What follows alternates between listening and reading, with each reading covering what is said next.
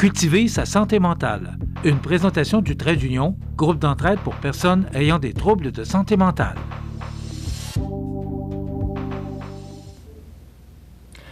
Alors, je vous souhaite la bienvenue à cette autre chronique « Cultiver sa santé mentale » en compagnie de Mélissa Boilard, qui est directrice générale de l'organisme Trait d'Union. Mélissa, bonjour. Bon matin. Mélissa, prendre soin de sa santé mentale pendant les vacances, parce que on s'en va, il y en a qui sont dans les vacances, ou ils y seront bientôt. Est-ce qu'on doit prendre soin de sa santé mentale durant ces vacances parce qu'on est en vacances? Oui. Puis il y a avant les vacances, puis il y a un retour de vacances aussi, quand on peut voir, qu'on peut travailler pour que ça se passe bien, puis qu'on puisse profiter de nos vacances, puis être dans le moment présent aussi. C'est ça l'enjeu. OK. Parce mais est-ce qu'on a vraiment besoin? Oui, je comprends peut-être que parce qu'on est fatigué quand on arrive en vacances, mais on doit prendre soin de notre santé mentale pendant nos vacances. Oui. L'important pendant nos vacances, c'est on ralentit, on change le rythme, on est moins stressé, moins anxieux. C'est ça qu'on va rechercher. Par contre, de l'autre côté, ça peut nous rendre plus anxieux aussi de quitter le travail, j'ai pas fini mes tâches ou j'ai remis plein de choses que j'avais à faire pendant l'hiver, j'ai pas eu le temps, fait que là, je vais faire ça pendant l'été ou même à la maison. Est-ce qu'on se surcharge pendant les vacances en se disant, à ce moment-là, je vais avoir le temps, je vais être moins pressé, fait que je vais tout remettre là, puis que finalement, ça a l'effet contraire. Finalement, on ne profite pas, puis on est surchargé, on est surbooké. Il faut dire aussi que pour les gens qui ont déjà une certaine fragilité, bien, des fois, on a moins de routine. On dort moins. Est-ce qu'on consomme plus? Est-ce qu'il y a des gens qui sont un petit peu plus isolés? Tu sais, je lisais au niveau des enfants, adolescents, il y en a qui ont plein d'amis. Il y en a qui sont moins, qui ont moins d'intérêt, qui sont peut-être moins entourés. Comment quand ils sont à l'école, tu as du sport le midi, tu as des activités le soir. Donc, à ce moment-là, ils peuvent se développer, voir des gens. Mais pendant l'été, ils ont peut-être moins accès à ça. Les gens qui prennent une médication, qui ont peut-être plus de difficultés, plus de fragilité au niveau de la santé mentale, mais là, tu perds tes points de repère, tu perds ta routine, tu ne manges pas nécessairement aux mêmes heures. C'est pas aussi structuré que pendant le reste de l'année, puis c'est correct, c'est ça qu'on recherche. Mais il y en a qu'il faut quand même faire attention parce que ça va nous déstabiliser. Qu'est-ce que ça peut causer? Est-ce qu'il y a des causes à ça? Est-ce qu'on je vais prendre un anglicisme, est-ce qu'on file plus mal? Quelles sont les causes à effet de ça? Bien, pour certains, ça peut, puis pour certains, ça va être plus à retardement, ça va être le retour des vacances où, là, c'est normal, on doit se restructurer, on doit revenir dans notre rythme, puis là, ça va être difficile. Puis c'est normal d'avoir un décalage, hein. Mais idéalement, ça se prépare, ça aussi, tu sais, quelques jours avant, tu sais, les enfants, retour à l'école, ça se prépare aussi, hein. On ne les couche pas jusqu'à minuit toute la semaine avant, puis on arrive, puis là, tu te lèves à 7 heures, puis tu vas à l'école. S'il manque de structure, ça va les déstabiliser. Ça va être plus difficile, le changement de rythme. Puis c'est la même affaire, je pense, pour nous, les adultes, mais on le voit peut-être plus grossièrement, au niveau des enfants, là, c'est peut-être plus frappant à ce moment-là, que ce changement-là, puis de revenir dans nos bottines à un rythme un peu plus effréné, à se structurer. C'est ce qu'on lâche pendant l'été. Tu sais, on dit ça, mais il y a des gens qui sont très structurés pendant l'été aussi, comme trop. Hein? Pour préserver une bonne santé mentale, là, on dit que si on fait un voyage, notamment à l'extérieur, bien, c'est bien d'avoir réglé les détails avant de partir. C'est bien d'avoir fait affaire, mettons, avec un professionnel, de savoir où on s'en va, nos hébergements sont réservés. Ça nous a demandé un peu plus d'énergie avant de partir, mais pendant qu'on est en Espagne, au Portugal ou en Beauce ou au Saguenay, peu importe là où on va, on n'est pas obligé d'aller loin pour décrocher non plus, là. Mais si c'est quand même structuré, on sait où est-ce qu'on s'en va, bien, on va profiter plus de l'instant présent versus un voyage où on part puis on ne sait pas où est-ce qu'on va aller. Il y a des gens qui dealent bien avec ça, il y a des gens qui dealent moins bien avec ça puis que ça va être anxiogène. Tu sais, ça dépend, il faut se connaître aussi. T'sais. Fait que ça, c'est pour les voyages.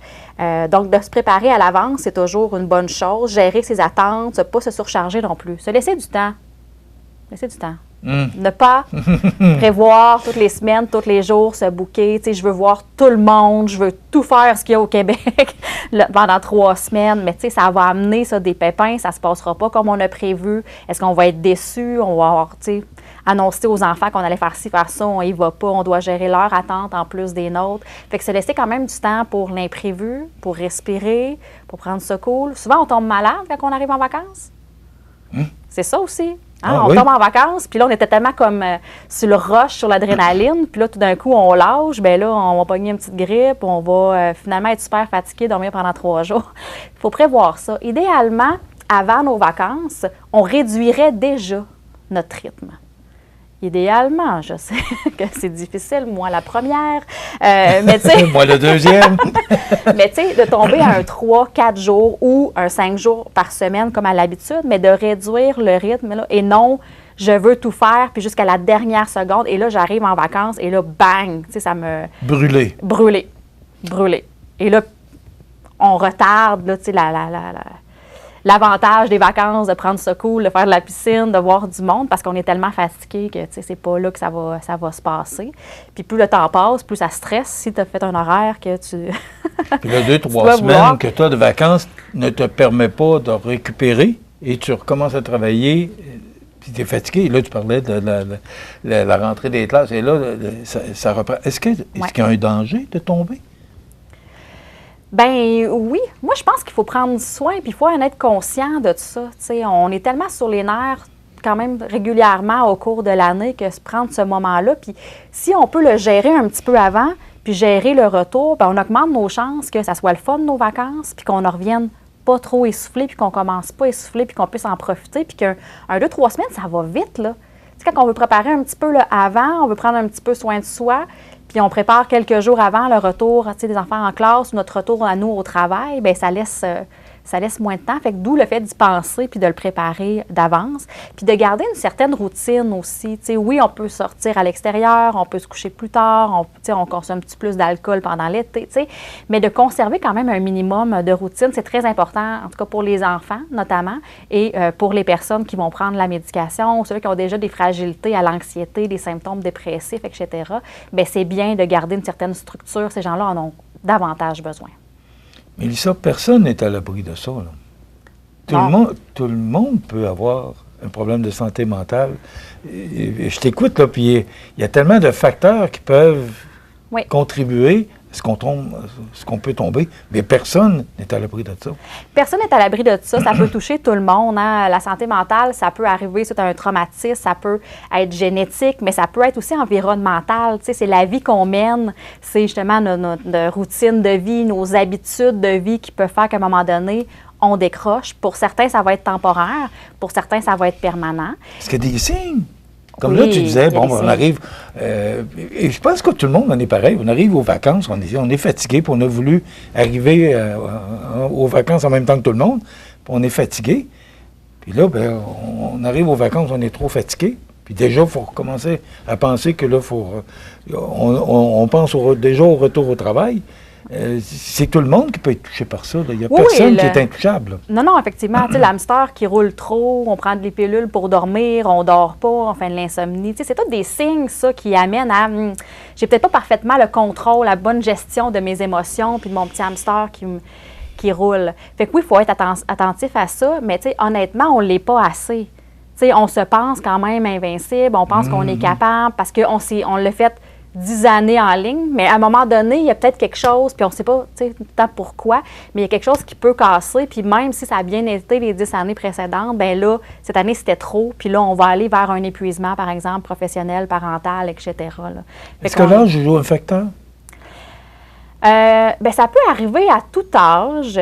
Les jeunes adultes, souvent, les troubles de santé mentale là, vont apparaître plus au début de l'âge adulte. Fait qu'adolescence, adolescence, on va voir des signes, mais souvent, on n'a pas de diagnostic à l'adolescence parce que, justement, on est en crise d'adolescence, puis notre cerveau n'a pas fini de se former, ni notre personnalité. Fait qu'on va attendre de voir comment tout ça se développe. On voit de plus en plus de problématiques auprès des personnes âgées aussi. Okay. C'est que chaque génération... On est plus vulnérable, on est plus... Oui, chaque génération a son enjeu.